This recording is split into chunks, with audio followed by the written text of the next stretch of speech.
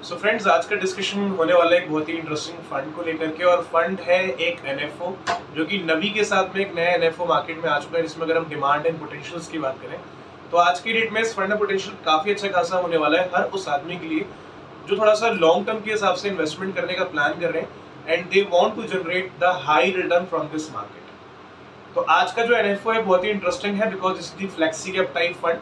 मतलब जो पैसा आप इसमें इन्वेस्ट कर रहे हैं, company is investing your money in the large cap, mid cap and the small cap sectors. तो आइए इस वीडियो को शुरू करते हैं, अंडरस्टैंड करते हैं फंड किस टाइप से है, किस तरीके से काम करने वाला है, एनएफओ का लास्ट डेट क्या है। Will discuss everything from starting to end. तो बने रहिए ताकि इसका इन्फॉर्मेशन प्रॉपर तरीके से आपको मिल सके। तो फंड रहने वाला है Navi Nifty 500 multi cap 50 25 25 index fund. That mean whatever amount you are investing, ये एक पैसिव फंड है और आपके अमाउंट को यहाँ पर पैसिवली मैनेज किया जा रहा है। ठीक है, इंडेक्स फंड के रिटर्न अगर आप पास के चेक करेंगे तो इनके रिटर्न काफी शानदार है एज कंपेरेटिवली एक्टिव इन्वेस्टमेंट, काफी जो एक्टिव फंड है उनके मुकाबले, क्योंकि यहाँ पर जो पैसों को मैनेज किया जा रहा है वो पैसिवली मैनेज किया जा रहा है। दूसरी चीज, अगर हम इस फंड में इन्वेस्टमेंट कर रहे हैं तो 55 25 25 का मतलब क्या है? जो पैसे आप लगा रहे हैं, आपका पैसा लार्ज कैप के साइड भी जा रहा है, मिड कैप के साइड भी जा रहा है, स्मॉल कैप के साइड भी जा रहा है। तो जो 50 का मतलब है वो है लार्ज कैप। मतलब अगर आपने मान लो 100 रुपए अगर इन्वेस्ट किए, ठीक है, तो 100 रुपए में से आपका 50 रुपए इन्वेस्ट हो रहा है लार्ज कैप के अंदर, 25 रुपीज इन्वेस्ट हो रहा है आपका मिड कैप के अंदर एंड 25 रुपीज इन्वेस्ट हो रहा है आपका स्मॉल कैप के अंदर। तो ये इसका लगभग रेशो है जिस तरीके से पैसे अभी आपके लगा रहे हैं। ठीक है, दूसरी चीज अगर हम बात करें यहाँ पर कि इसमें एनएफओ का लास्ट डेट क्या होने वाला है, अगर आप इसमें अप्लाई करने का प्लान कर रहे हैं तो इसकी लास्ट डेट क्या होने वाली है? तो इसका लास्ट डेट है 30 जुलाई का। मतलब अगर आप इस फंड को एज ए एनएफओ अप्लाई करना चाहते हैं तो 30 जुलाई तक इसको अप्लाई कर सकते हैं as a NFO. Allotment date जो यहाँ पर इन्होंने रखा है दैट इज 1 अगस्त। मतलब अगर आप इसको मान लो 18 को, 20 को, 22 को, 25 को, 30 अगर आप इसे अप्लाई कर रहे हैं एज ए एनएफओ के टाइम पीरियड के अंदर, तो अलॉटमेंट आपको इमीडिएटली यहाँ पे नहीं मिलेगा। तो इन्वेस्टमेंट करने के पहले ही अंडरस्टैंड करना कि अलॉटमेंट में टाइम लगता है। किसी भी एनएफओ में जो भी एनएफओ का अलॉटमेंट डेट रहता है उसी दिन आपको अलॉटमेंट मिलता है। नॉर्मल फंड नहीं है कि अगर आपने आज परचेज किया 2 दिन के बाद में आपको रिसीव हो। ये एक एनएफओ है और जब भी कुछ एनएफओ आते हैं तो उसका एक लास्ट डेट रहता है एनएफओ का और अलॉटमेंट एक डेट रहता है।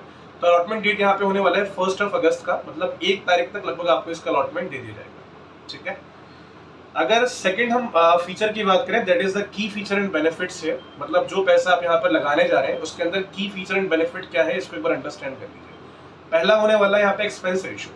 एक्सपेंस रेशियो का जिक्र पहले म्यूचुअल फंड नहीं करते, मेजरली एनएफओ के टाइम पे खासकर, तो इसमें कोई डिक्लेरेशन के एंड से नहीं है इसमें एक्सपेंस रेशियो कितना रहने वाला है। जो भी रहेगा अलॉटमेंट के टाइम आपको मालूम पड़ जाएगा। दूसरी चीज, एनएवी के प्राइस की बात करें तो एनएवी यहाँ पे 10 रुपीज का रहेगा। मतलब आप इसको अगर एज एनएफओ के फॉर्म में अप्लाई करेंगे तो अलॉटमेंट का जो प्राइस है, मतलब जो एनईवी की जो प्राइसिंग रहेगी वो 10 रुपीज के हिसाब से रहेगी और अलॉटमेंट आपको 10 रुपए के हिसाब से ही दिया जाएगा। क्लियर है? एनएफओ के बाद अप्लाई करते हैं तो जो उस टाइम पे एनईवी रहेगा उस बेस पे आपको मिलेगा।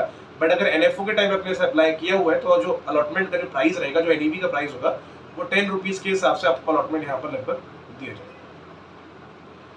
अगर इसमें इन्वेस्टमेंट अमाउंट की बात करें कि इसमें मिनिमम इन्वेस्टमेंट कितना होने वाला है, तो इसमें कम से कम इन्वेस्टमेंट रहेगा 10 रुपीज का।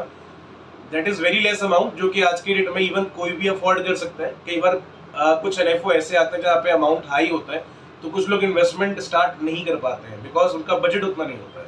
बट इसमें इन्वेस्टमेंट सबसे कम है, that is only 10 rupees something. इसको अगर आप ऐसा एनएफओ अप्लाई करते हैं तो 10 रुपए के हिसाब से आसानी से उसका शुरू कर सकते हैं। एग्जिट लोड यहाँ पे रहेगा नील। मतलब अगर आप इस फंड में से पैसे जब भी निकालेंगे, चाहे 10 दिन बाद, 20 दिन बाद, महीने भर बाद, 2 महीने बाद, इसमें आपको एग्जिट लोड देने की जरूरत नहीं है। जो भी आप पैसा आप निकालोगे उसमें कोई एग्जिट लोड यहाँ पर नहीं लगेगा। टैक्सेस की बात कर ले, यहाँ पर एलटीसीजी भी होगा, एसटीसीजी भी होगा। मतलब long term capital gain tax and short term capital gain tax. मतलब अगर आप 1 साल के अंदर पैसे विड्रॉ करेंगे तो 15% का एसटीसीजी है।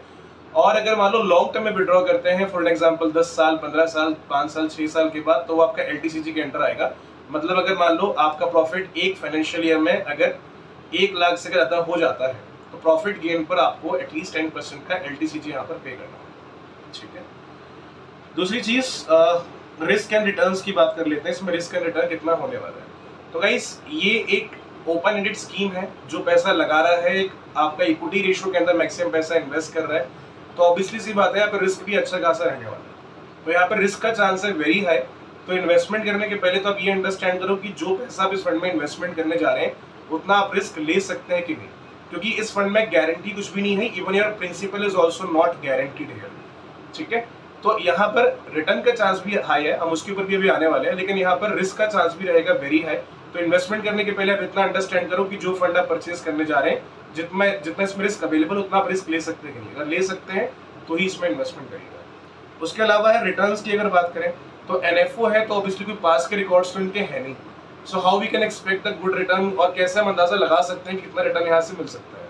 तो जो प्रीवियस फंड आ चुके हैं ना मल्टी कैप के अंदर, अगर आप उनके रिटर्न भी चेक करोगे, they has given a fabulous return. Example के लिए अगर मैं महिंद्रा मैन्युलाइफ की बात करूं, अगर हम इनके 3 साल की रिटर्न की बात करें, ये मल्टी कैप फंड है, मतलब जो पैसे लगा रहे हैं large cap, mid cap, small cap में पैसा आपका इन्वेस्ट कर रहा है।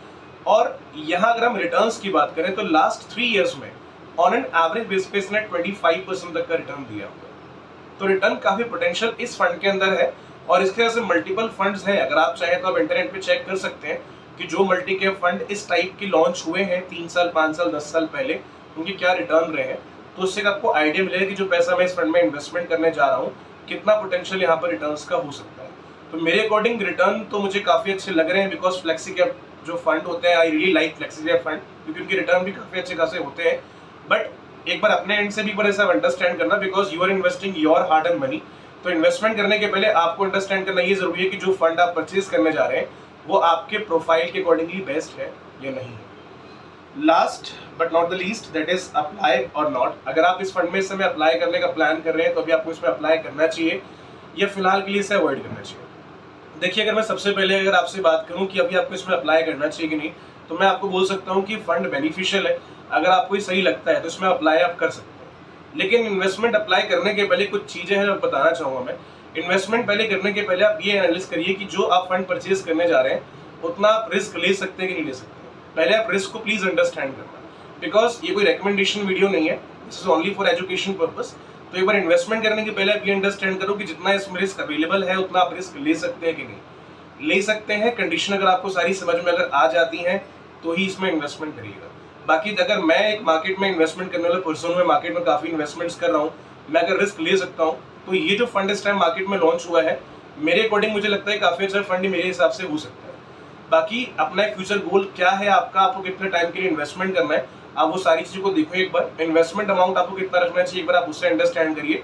आधा दिन, एक दिन का टाइम लो, थोड़ा सा अपना प्रोफाइल अंडरस्टैंड करो कि जो मेरी प्रोफाइल है उसके हिसाब से मुझे कितने टाइम के लिए इन्वेस्ट करना चाहिए और कितना अमाउंट इन्वेस्ट करना चाहिए, ठीक है। तो गाइस, आई होप ये जो वीडियो है काफी आपके लिए हेल्पफुल रहा होगा इस फंड के रिगार्डिंग। फिर भी कुछ अगर डाउट अगर रहता है माइंड में रिगार्डिंग दिस पर्टिकुलर क्वेश्चन, आप रेज करिए कमेंट में। I try to give the answer as soon as possible. तो मिलते हैं नेक्स्ट वीडियो के अंदर, तब तक के लिए हैव अ नाइस डे।